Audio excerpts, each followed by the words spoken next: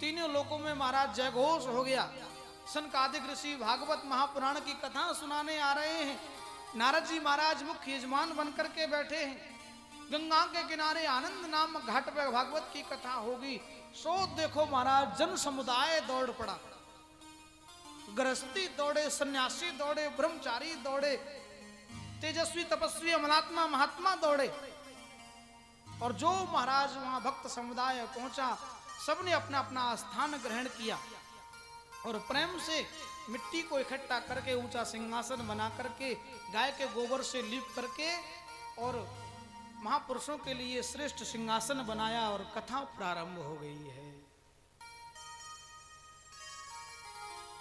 भागवत की महिमा गाने लगे। कथा भागवतस्यापि नित्यम भवति यद ग्रहे तद ग्रहम तीर्थ रूपम ही वशताम पापनाशनम।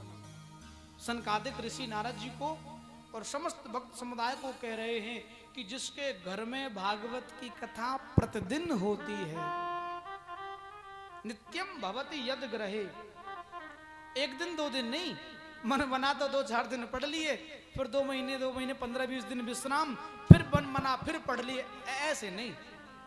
श्रीमद् भागवती वार्ता नित्यम भवति यद ग्रहे। फिर क्या परिणाम मिलता है? तद ग्रहम तीर्थ रूपम ही। उसका घर कैसा होता? तीर्थ के समान हो जाता है। वसताम पापनाशनम। उसमें रहने वाले सभी जनों के, चाहे वो मनुष्य हो, पशु हो, पक्षी हो, जीव जंतु हो, सब पापहीन हो जाते हैं। वसताम पापनाशनम। ये भागवत जी की महिमा है। इसलिए एक बार तो हमें जीवन में प्रयास करना ही चाहिए कि सब कुछ छोड़ करके, सारी कामनाएं वासना सब कुछ त्याग करके शुद्ध पवित्र मन से, अंतःकरण से भागवत की कथा को जरूर सुनना चाहिए। जीवन निकल जाए, बुढ़ापा भी आ जाए ना, अगर तब भी भागवत की कथा मिले तो कल्याण कर देती है। और ये हम नहीं कह रहे, भागवत जी स्वयं कह रही है। अंत काले तो ये नैव श्रूयते सुख शास्त्र वाक प्रत्या तस्यैव वैकुंठ गोविंदो विप्रियच्छति। अंत काल में सुनी गई भागवत की कथा, वृद्धा अवस्था आ गई, उस समय पर भी सुनोगे तो हो सकता है कि हमें गोविंद से मिला दे, प्रभु से मिला दे।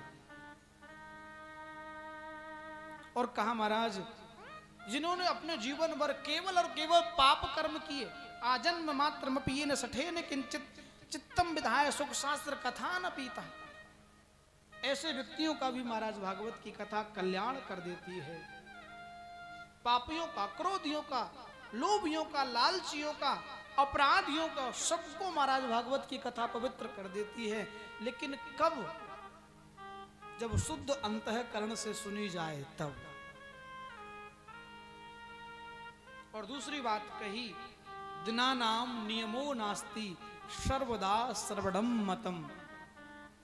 ये बहुत ध्यान से सुनने योग्य बात है। भागवत की कथा सुनने को विशेष रूप से तो कोई नियम बताया ही नहीं है कि आप सोमवार से शुरू कर देना कि मंगलवार से शुरू कर देना। नहीं नहीं, जब मन चाहे, जब जी चाहे, जब प्यास लगे। अरे ये तो हमारे भव सागर की प्यास को बुझाने वाली कथा है। व्यक्ति प्यास से व्याकुल है, मानो गला सूख रहा है, प्राण निकलने को हो रहे हैं, और क्या पानी में दोष देखोगे? फिर पूछोगे कि आरओ का है कि बिना आरओ का है, सप्लाई का है कि ट्यूबवेल से लाए कि हेडपंप से लाए कि कुएं से लाए।